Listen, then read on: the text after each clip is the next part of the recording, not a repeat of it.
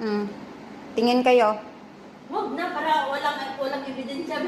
Tingin! Sabi mo, irumbong sa hatsura mo. Ayoko, ganyan ako. Hindi guys, nag-ano na ako, mag-focus na. Tapos na kami kumain. Nana ko yung atay. Dito sa lunya. Ito yung pala sobra namin. Hinanap namin yung atay, masarap. Oh. Bakit nag-iba yung atay? Wait na mami, yung mani gusto. Mani? Yan na. Wala nang hotdog guys. Ha? Wala namang katong dito, itlog meron. Di ba may itlog kanina dito? Sino kumain ng itlog? Oh, sorry. Dito meron.